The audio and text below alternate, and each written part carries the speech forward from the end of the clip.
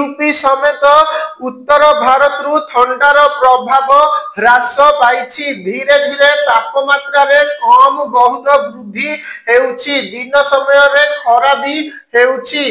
एही मध्यरे पाणीपाग विभाग कहिछि कि नुआ वेस्टर्न डिस्टर्बेंस रु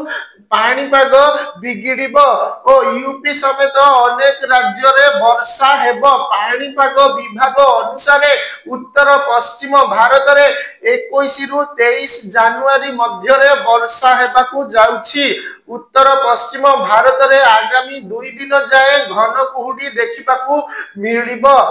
एहा परे एथिरे ह्रास घटिबो पाणीपाग विभाग अनुसार पश्चिमी हिमालय क्षेत्र रे अर्थात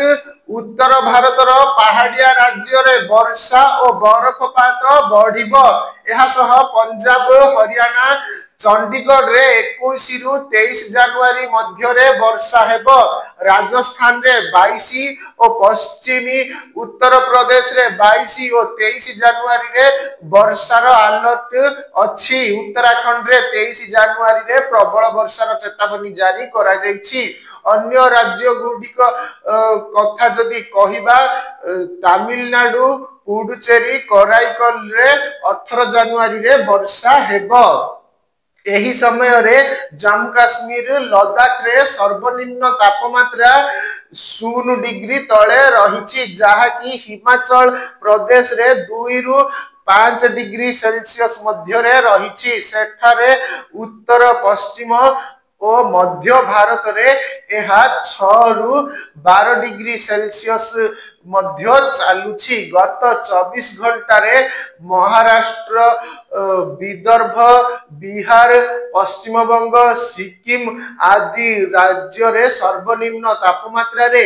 1 रु 3 डिग्री सेल्सियस ह्रास घटिछि जेउथिरे किछि मात्रा रे ठंडा एही अंचल रे बढ़ी जाइछि उत्तर भारत पाई पाणीपाग विभाग खुशी खबर दे कहिछि कि आगामी 5 दिन रे सर्वनिम्न तापमात्रा रे 5 डिग्री सेल्सियस वृद्धि घटी पारे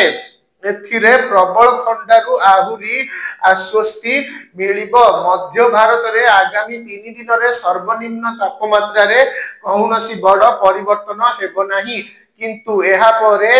एही 3 डिग्री सेल्सियस बढ़ी जीव